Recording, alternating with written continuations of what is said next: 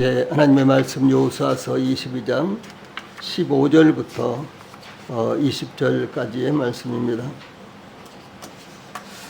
제가 먼저 봉독을 해드리겠습니다. 하나님의 말씀 여호수아서 22장 15절부터 20절까지의 말씀입니다.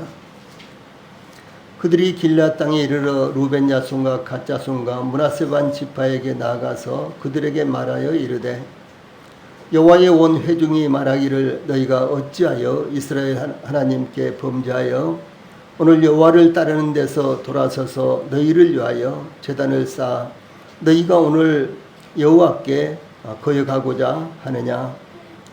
부월의 죄악으로 말미암아 여호와의 회중에 재앙이 내렸으나 오늘까지 우리가 그 죄에서 정결함을 받지 못하였거늘 그 죄악이 우리에게 부족하여서 오늘 너희가 돌이켜 여호와를 따르지 아니하려고 하느냐. 너희가 오늘 여호와를 배역하면 내일은 그가 이스라엘 온 회중에게 진노하시리라. 그런데 너희의 소유지가 만일 깨끗하지 아니하거든 여호와의 성막이 있는 여호와의 소유지로 건너와 우리 중에서 소유지를 나누어 가질 것이니라. 오직 우리 하나님 여호와의 제단 외에 다른 제단을 쌓음으로 여호와를 거역하지 말며 우리에게도 거역하지 말라. 사라의 아들 아간이 온전히 바친 물건에 대하여 범죄함으로 이스라엘 온 회중에 진노가 임하지 아니하였느냐. 그의 죄악으로 멸망한 자가 그 한 사람만이 아니었느니라 하니라. 아멘. 20절 말씀까지 봉독을 해드렸습니다. 예, 오늘은 여호수아서 22장 15절로 20절 말씀을 통해서 문제 해결을 위한 정확한 관계, 문제가 일어남으로 말미암아 어떤 관계들이 복합적으로 일어났는가, 이런 의미의 말씀입니다. 예, 가나안 정복 전쟁을 승리로 끝마치고 이스라엘 각 지파에게 기업의 땅을 분배한 후 전쟁에 참전했던 각 지파의 군사들이 그들의 기업의 땅으로 돌아갈 때 요단강 동쪽에서 기업을 받은 루벤, 갓, 므낫세 반 지파도 선봉에 서서 가나안 정복 전쟁을 수행함으로 그들의 임무를 성공적으로 마쳤으므로 그들을 기다리고 있는 가족들과 기업의 땅으로 돌아가고 있었습니다. 요단강 동편에서 기업을 받은 두 지파와 반 지파는 그들의 기업의 땅으로 귀환하던 중 요단강에 이르렀을 때 그들에게 베푸신 하나님의 역사를 기억하며 요단강 서편에서 기업을 받은 지파들과의 단합을 상징하는, 하나됨을 상징하는 거대한 제단을 쌓았습니다. 예, 그런데 요단강 동편에서 기업을 받은 지파들은 이 서편에서 기업을 받은 지파들과 사전 상의 없이 제단을 쌓음으로 제단에 대한 심각한 오해를 불러일으켰습니다. 즉 요단강 서편에서 기업을 받은 9지파와 반 지파는 요단강 동편에서 기업을 받은 2지파와 반 지파가 쌓은 제단이 우상 숭배와 이스라엘의 분단을 고려한 것으로 생각하고 심히 분노하여 요단강 동편에서 기업을 받은 지파들을 진멸하기 위해 싸우려고 하였습니다. 그러나 그들은 싸우기 전에 먼저 대제사장 비느하스와 각 지파에서 대표자로 그들의 수령을 선발하여 사실 여부를 파악하려고 보냈습니다.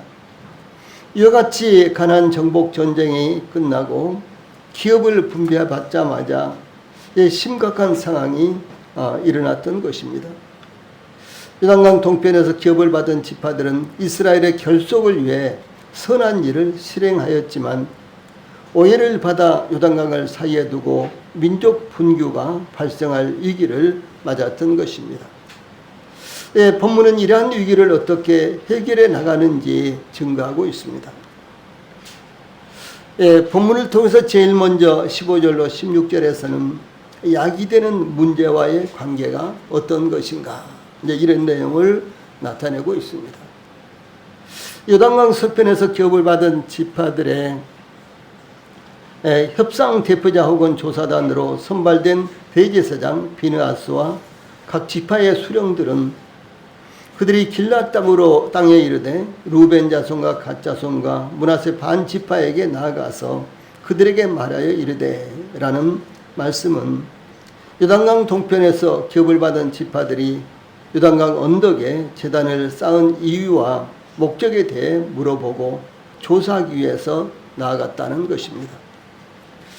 그들이 길앗 땅에 이르되는 요단강 동편에서 기업을 받은 지파들이 이미 요단강 언덕에 제단을 쌓고 요단강 건너 그들의 기업의 땅으로 돌아갔는데 그들을 찾아가서 제단에 대해서 물었다라고 하는 것입니다.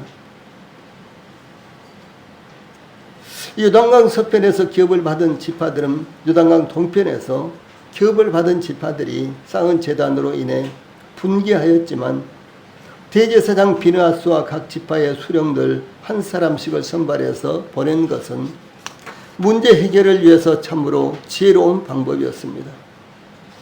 그들은 군사를 동원하여 요단강 동편 지파들이 언덕에 쌓은 제단을 닥치는 대로 헐어버렸다거나 그들을 쳐들어갔다거나 먼저 공격한 것이 아니었습니다. 그들은 백성들로부터 신방이 높으며 권위를 가진 인물들로서 대제사장 비느하스와 각 지파의 두령들이었습니다. 이 대표로 선발된 자들은 이스라엘의 운명이 걸린 심각한 문제를 처리할 수 있는 능력을 가진 일꾼들이었습니다. 초대 예루살렘 교회는 놀라운 복음의 역사가 일어나자 자연스럽게 문제도 발생을 했습니다. 즉 그때에 사도행전 6장 1절 말씀 보면은 그때에 제자가 더 많아졌는데 헬라파 유대인들이 자기의 과부들이 매일의 구제에 빠짐으로 히브리파 사람을 원망하니 즉 헬라파 유대인들은 그들의 과부들이 매일의 구제에서 죄되자 히브리파 사람들을 원망했다라고 하는 것입니다. 헬라파 유대인은 각처에서 흩어져서 살다가 이스라엘 땅으로 돌아온 디아스포라 출신의 유대인들을 가리키며 히브리파 사람은 이스라엘 땅에서 출생하여 성장한 유대인들을 가리킵니다. 그러므로 헬라파 유대인들은 히브리파 사람들이 지역 차별을 한다, 사람 차별을 한다 등등 이런 생각을 가지게 되었다라고 하는 것입니다. 그래서 이 사도들은 이 문제를 해결하기 위해서 사도행전 6장 5절로 6절 말씀 제일 밑에 있는 말씀입니다. 같이 읽어봅시다. 제일 밑에 있는 말씀 같이 읽어봅시다. 시작. 온 무리가 이 말을 기뻐하여 믿음과 성령이 충만한 사람 스데반과 또 빌립과 브로고로와 나가노르와 디몬과 바베나와 유대교에 입교하였던 안디옥 사람 니골라를 택하여 사도들 앞에 세우니 사도들이 기도하고 그들에게 안수하니라. 이렇게 기록이 되어 있습니다. 그래서 최초의 분쟁을 해결하기 위해서 먼저 그들의 말을 주목하여서 듣고 분쟁의 원인이 어디에 있는가를 파악하고 이제 회중들이 추천을 해서 이제 7명의 집사들을 이제 세워서 소위 교회에 구제하는 사역을 이들에게 전임을 했다라고 하는 것입니다. 그래서 문제를 해결한 것입니다. 이와 같이 교회는 어느 교회를 막론하고 항상 문제가 나타날 수 있습니다. 그런데 그러한 문제를 어떻게 해결하느냐, 이것이 대단히 중요한 이제 관건이다라고 하는 사실입니다. 대표자로 선발된 비느하스와 각 지파에서 선발된 수령들은 요단강 동편에서 기업을 받은 지파들에게 나아가 16절 말씀 여호와의 온 회중이 말하기를 너희가 어찌하여 이스라엘 하나님께 범죄하여 오늘 여호와를 따르는 데서 돌아서서 너희를 위하여 제단을 쌓아 너희가 오늘 여호와께 거역하고자 하느냐라고 문제를 분명하게 지적을 했습니다. 요단강 서편에서 기업을 받은 9지파와 반지파의 모든 회중들이 너희가 어찌하여 이스라엘 하나님께 범죄하여 오늘 여호와를 따르는 데서 돌아서서 너희를 위하여 제단을 쌓아 너희가 오늘 여호와께 거역하고자 하느냐라고 진노하고 있다는 것이었습니다. 예, 이 말씀 가운데 너희가 어찌하여 이스라엘 하나님께, 이 말씀은 어찌하여 이스라엘의 하나님을 대항하였느냐 이렇게 책망한 것을 의미합니다. 비느하스와 대표단들은 요단강 동편의 지파들이 요단강 언덕에 제단을 쌓은 것은 이스라엘의 하나님에 대한 믿음을 깨뜨리는 행위요 배신한 행위로서 하나님께 범죄한 것이라고 책망을 했습니다. 또한 하나 그것은 하나님을 따르는 데서 돌아선 것이라고 지적했습니다. 뿐만 아니라 그들이 제단을 쌓은 것은 하나님을 거역하는 것으로 반역을 일으킨 것이라고 책망을 한 것입니다. 또한 너희를 위하여 제단을 쌓아 너희가 오늘 여호와께 거역하느냐, 이 말씀은 너희가 반역하기 위하여 너희를 위하여 너희가 제단을 쌓음으로 라는 뜻으로 요단강 동편 지파들이 제단을 쌓은 것은 오로지 하나님을 반역하기 위한 우상 숭배의 발상에서 나온 것이라고 책망을 한 것입니다. 대표단이 이와 같이 지적한 너희를 위하여 제단을 쌓아 너희가 오늘 여호와께 거역하고자 하느냐에서 중요한 것은 제단을 쌓음으로 반역하였다는 것이 아니라 그들 안에 하나님을 배반하려는 마음이 있었기 때문에 제단을 쌓은 것이다 라고 이렇게 지적하고 있는 것입니다. 그러므로 그들의 행위는 마음과 생각의 결과물이다 라고 하는 것입니다. 예수님께서는 마태복음 12장 35절에서 선한 사람은 그 쌓은 선에서 선한 것을 내고 악한 사람은 그 쌓은 악에서 악한 것을 내느니라 이렇게 지적하였습니다. 즉 선한 생각은 선한 일을, 악한 생각은 악한 일을 낳는다는 것입니다. 예, 그러므로 예수님께서 씨 뿌리는 비유 마가복음 4장 19절에서 세상의 염려와 재물의 유혹과 기타 욕심이 들어와 말씀을 막아 결실하지 못하게 되는 자요 라고 말씀하셨습니다. 세상의 욕심이 마음에 들어와서 열매를 맺지 못한다 라고 하는 사실이었습니다. 이와 같이 우리의 행위는 우리의 마음의 상태를 따라서 나타나는 것입니다. 다시 말해서 우리 성도들이 어떻게 주님을 섬기느냐, 이것은 우리 성도들의 마음에 어떤 생각이 들어와 있느냐라고 하는 것을 반영하는 것이다라고 하는 사실입니다. 예, 그러므로 성경은 또 주 예수님께서 또 하나님께서 말씀하시기를 내 마음을 다하고 목숨을 다하고 뜻을 다하여 주 너희 하나님을 사랑하라 이렇게 증거하셨는데 곧 우리 마음에 어떤 생각을 품고 있느냐가 우리의 삶을 통해서 나타나는 열매가 되기 때문에 이렇게 말씀하신 것을 우리 성도들이 기억을 해야 할 것입니다. 예, 두 번째로 17절과 18절 말씀에서는 과거 범죄의 사례와의 관계를 증거했습니다. 예, 과거에도 이러이러한 일이 있었다 라고 이렇게 말씀하신 것입니다. 예, 비느하스와 대표단은 충분한 설명을 위해 과거 이스라엘의 광야 생활 때에 일어났던 사례를 비유로 들어서 설명을 했습니다. 그 사례는 이스라엘이 모압 변경, 그러니까 저 애굽에서 이제 시내 반도를 거쳐서 올라올 때 이제 이 모압과 암몬을 우회해서 이렇게 올라오는데 바로 모압 변경 시딤에 이르렀을 때 일어난 사건으로 여기 17절 18절 부월의 재앙으로 말미암아 여호와의 회중에 재앙이 내렸으나 오늘까지 우리가 그 죄에서 정결함을 받지 못하였거늘 그 죄악이 우리에게 부족하여서 오늘 너희가 돌이켜 여호와를 따르지 아니하려고 하느냐. 너희가 오늘 여호와를 배역하면 내일은 그가 이스라엘 온 회중에게 진노하시리라 이렇게 책망을 했습니다.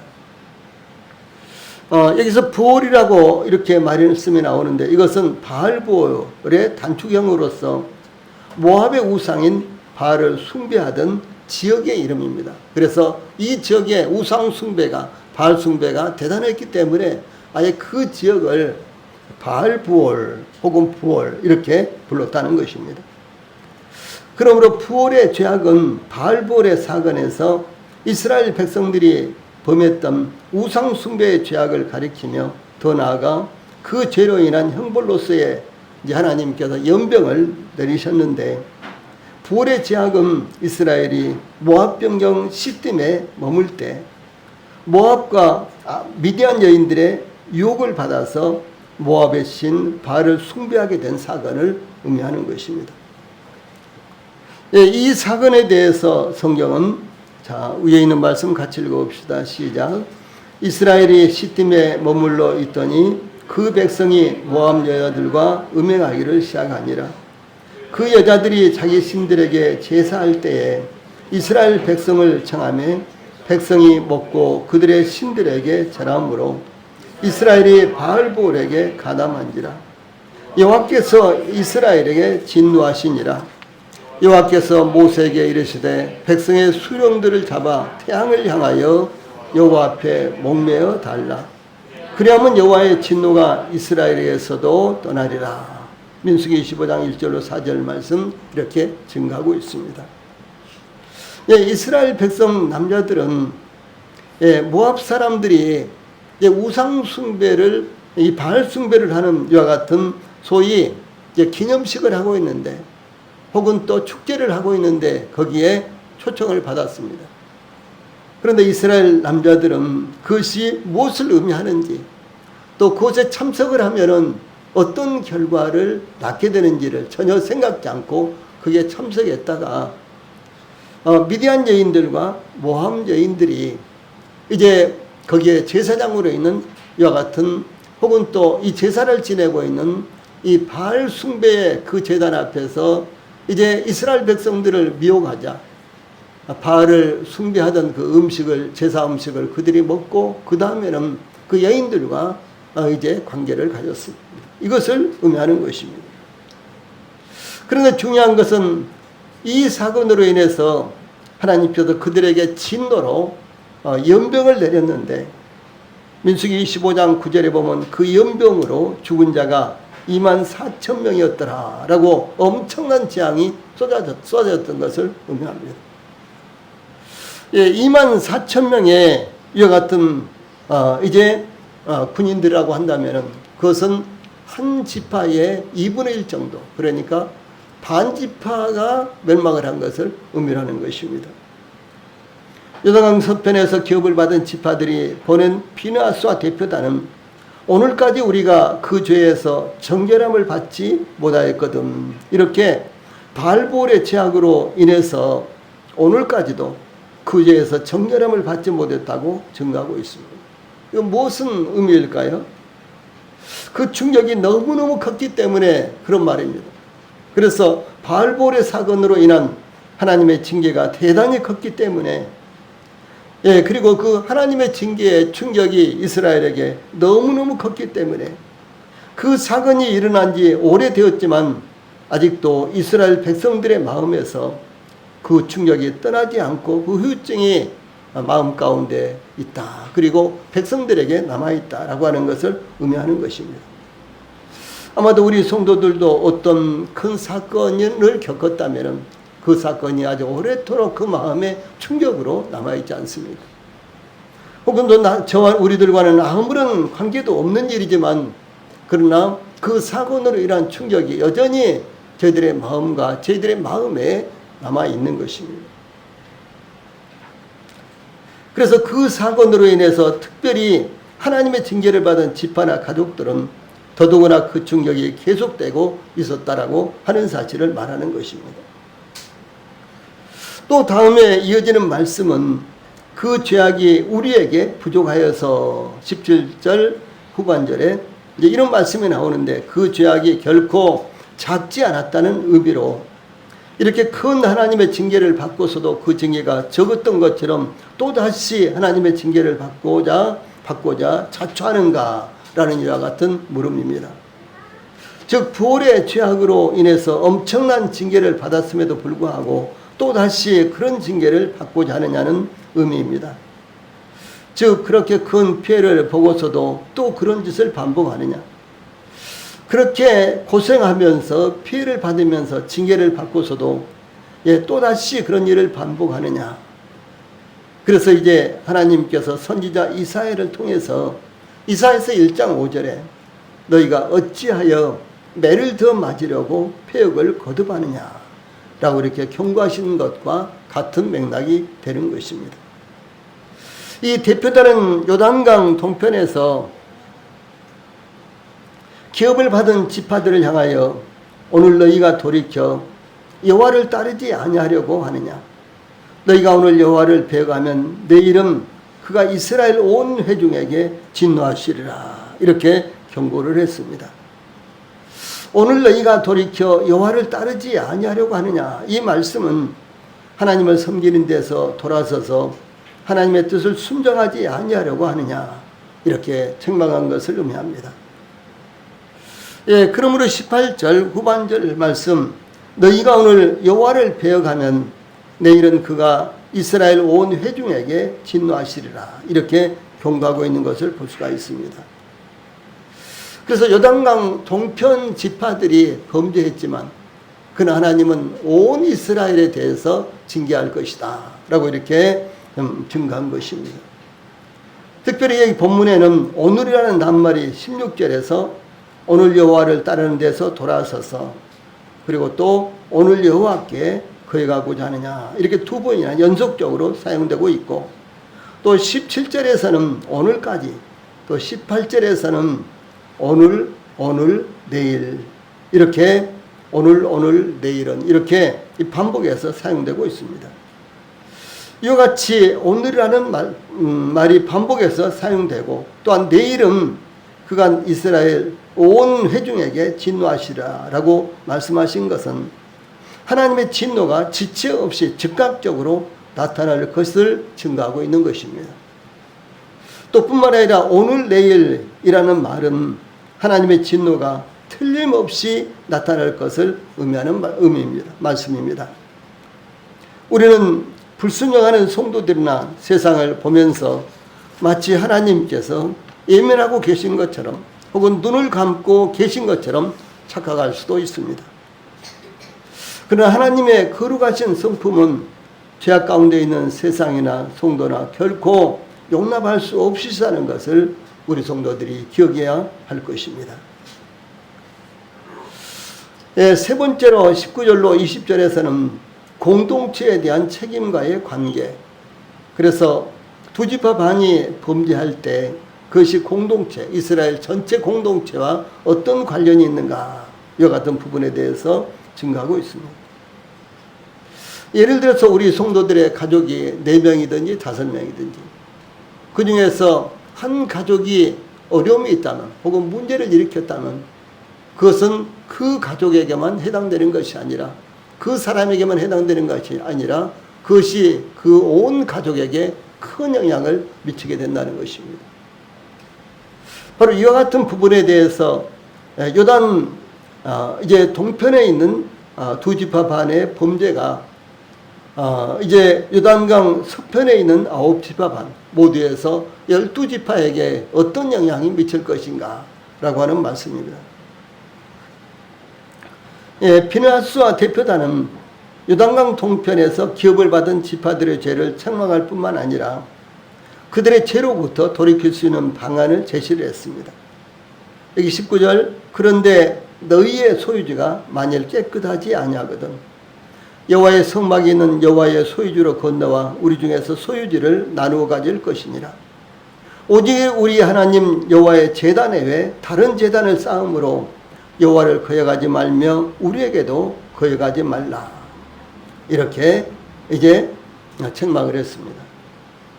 여기에서 너희의 소유지가 만일 깨끗하지 아니하거든, 그들의 소유지가 어디입니까? 요단 동편이죠.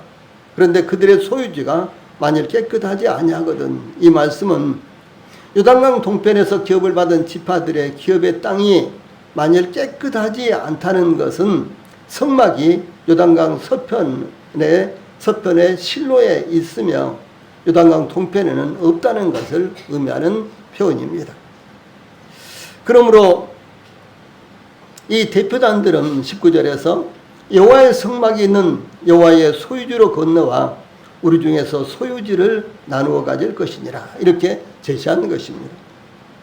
요단강 동편에서 기업을 받은 지파들에게 그 땅을 기업으로 분배한 것은 그들의 의사와는 전혀 관계없이 억지로 분배하였다거나 이 제비뽑기로 할당된 것이 아니라 요단강 동편 지파들은 그들이 자원하였기 때문에 분배받은 땅이었습니다. 요단강 동편에서 기업을 분배받은 지파들은 심히 많은 가축대를 갖고 있었기 때문에 물과 초원이 풍성한 길라 땅, 요단강 동편 땅을 보자 모세와 제사장 엘라살과 회중 지휘관들에게 이렇게 요구했습니다. 자, 파란 칸에 있는 말씀 같이 읽어봅시다. 시작. 여호와께서 이스라엘 회중 앞에서 쳐서 멸하신 땅은 목축할 만한 땅 장소요 당신의 종들에게는 가축이 있나이다. 또 이르되 우리가 만일 당신에게 은혜를 입었으면 이 땅을 당신의 종들에게 그들의 소유로 주시고 우리에게 요단강을 건너지 않게 하소서 이렇게 요청했던 것입니다. 예, 그러므로 모세는 그들이 가나안 정복 전쟁에서 선봉에 서서 끝까지 전쟁을 수행하고 전쟁이 완전히 끝나면 돌아가는 것을 조건으로 요단강 동편 땅을 요단강 동편에서 기업을 받은 지파들에게 분배를 했던 것입니다. 이어서 19절 후반절에 오직 우리 하나님 여호와의 제단 외에 다른 제단을 쌓음으로 여호와를 거역하지 말며 우리에게도 거역하지 말라 이렇게 경고를 했습니다. 모세의 율법에서 제사의 우상화 및 세속화를 방지하고 이스라엘 공동체의 결속을 이어가며 제단을 거룩하게 보존하기 위해서 오직 중앙 성소만을 유일하게 인정하고 있습니다. 이스라엘 백성들이 가나안 땅을 정복한 후에 12지파가 이제 뿔뿔이 흩어져서 기업을 받았지만 그러나 오직 제단은 중앙 성소 한 곳에만 제단을 쌓고 그 제단에서만 모든 지파들이 모여서 하나님께 제사를 드려야 된다라고 하는 것입니다. 그래서 신명기 12장 5절 6절 자 밑에 있는 말씀 같이 읽어봅시다. 시작. 오직 너희의 하나님 여호와께서 자기의 이름을 두시려고 너희 모든 지파 중에서 택하신 곳인 그 계실 곳으로 찾아 나아가서 너희의 번제와 너희의 제물과 너희의 11조와 너희 손의 거제와 너희의 서원제와 낙헌 예물과 너희 소와 양의 처음 난 것들을 너희는 그리로 가져다가 드리고 이렇게 기록되어 있습니다. 그러므로 여호와의 언약궤가 있는 그 유일한 성소를 제외한 모든 제단은 우상 숭배 행위로 간주되어 엄격히 배제되어야만 했던 것입니다. 예, 그러므로 오직 우리 하나님 여호와의 제단 외에 다른 제단을 쌓음으로 여호와를 거역하지 폐역하지 말며 우리에게도 거역하지 폐역하지 말라라고 19절 후반절에 이렇게 경고하고 있습니다. 여기에서 거역하지 이 말씀은 폐역하지 이런 말로 이제 개역 한글에는 번역된 말인데 이것은 반역하다, 항거하다라는 뜻으로 적극적인 적대 행위를 의미하는 것입니다. 특히 우리에게도 거역하지 말라, 폐역하지 말라 19절 마지막 부분에 이렇게 말하는 것은 제단을 하나 더 세운다는 것은 하나님에 대해서 뿐만 아니라 요단 서편의 지파들에 대해서도 반역적인 회의라는 것입니다. 이 말은 이스라엘의 공동체 의식을 반영하는 것으로 요단 서편의 이스라엘 자손들은 그들과의 분열을 원치 않으며 또 하나의 제단을 더 쌓는다는 것은 분열을 조장하는 행위라는 것입니다. 그 결과 요단강 동편의 지파들 뿐만 아니라 요단강 서편의 지파들에게도 하나님의 진노가 미칠 것이라는 것을 의미하는 것입니다. 이어서 비느하스와 이 대표단들은 또 다른 예를 들어서 곧 아간의 사례를 들어서 요단강 동편의 지파들의 죄악은 모든 이스라엘에게 하나님의 진노가 임하는 결과를 초래할 것이라고 경고했습니다. 자, 여기 위에 있는 말씀 같이 읽어봅시다. 시작. 세라의 아들 아간이 온전히 바친 물건에 대하여 범죄함으로 이스라엘은 회중의 진노가 임하지 아니하였느냐. 그의 죄악으로 멸망한 자가 그 한 사람만 아니었느니라. 이제 이렇게 증가하고 있습니다.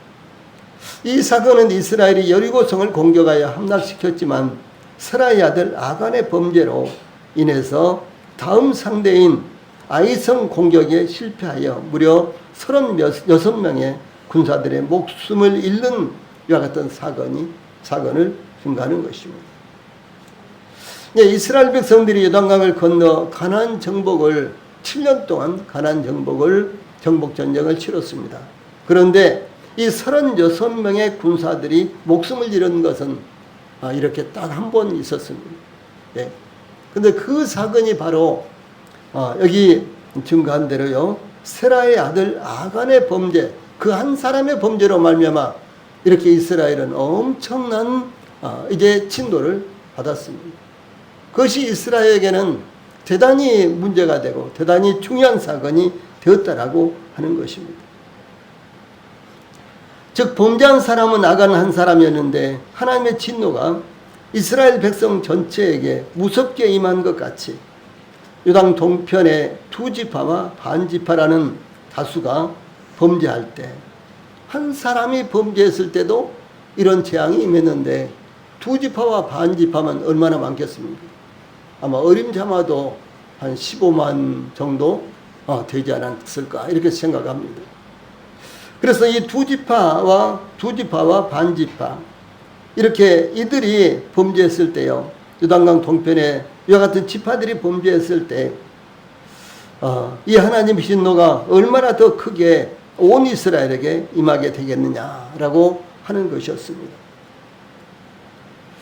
비느하스를 비롯한 대표단이 이 살해로 든 부올의 사건과 아간의 사건, 즉 두 사건 모두 범죄의 결과가 이스라엘 온 회중에게 임하였다는 이 공통점이 있는 것입니다. 또 뿐만 아니라 이와 같은 이제 이 범죄의 공통점은 이 소수가 범죄를 했는데 그 결과는 모든 이스라엘 백성들에게 하나님의 진노가 임하는 결과를 초래했다라고 하는 사실입니다. 그러면 요단강 동편의 지파들의 범죄도 온 이스라엘에게 미칠 것이라는 논리였습니다. 사도 바울은 고린도 교회를 향해서 이렇게 증가하고 있습니다. 아래에 있는 파란 칸에 있는 말씀 같이 읽읍시다. 시작. 만일 한 지체가 고통을 받으면 모든 지체도 함께 고통을 받고, 한 지체가 영광을 얻으면 모든 지체도 함께 즐거워하나니 너희는 그리스도의 몸이요 지체가 구분이라. 이렇게 공동체에 대한 연합의 필요성과 그 책임의 중요성을 증가하고 있는 것입니다. 교회는 마치 저희들의 몸으로 이렇게 비유되고 있습니다. 저희들의 머리는 머리 대신 예수 그리스도라. 그리고 저희들의 몸은 바로 교회를 의미하고요, 저희들의 지체는, 이 모든 지체들은 교회 각각의 성도들을 의미하는 것입니다. 그런데 저희들의 몸에 조그만 일이 있어도요, 조그만 다친다거나 아프고 온다거나 그러면 어떻습니까? 거기만 아픈 것이 아니라 온몸이 아프고, 또 그로 말미암아 온몸이 정상적으로 활동을 하지 못한다거나 심지어 그런 일이 일어나고 있지 않습니까? 이와 마찬가지로 교회도 저희들의 눈에 보이지 않지만 어떤 성도가 건강이 좋지 않다 그러면 교회는요, 이제 그 성도의 건강으로 말미암아 사실상 모든 성도가 아픔을 느끼고 있는 것입니다. 또 어떤 성도가 어려움이 있다 그러면은 그 한 성도만 어려움이 있는 것이 아니라 그것으로 인해서 모든 성도들에게 어려움을 끼치고 있다라고 하는 것입니다. 더 나아가서 어떤 성도가 죄악 가운데 있다. 그러면 그 죄로 말미암아 우리 눈에 보이지 않지만 우리 교회의 모든 성도들이 심각하게 어려움을 당하고 있다라고 하는 사실을 말씀하는 것입니다. 예, 그러므로 우리 성도들 개인의 삶은 교회에 즉각적으로 반영된다든가 내지는 간접적으로 반영이 돼서 이제 교회가 어려움을 겪게도 되고 시련을 겪게도 되고 교회가 또 어떤 병이 들기도 한다라고 하는 사실입니다.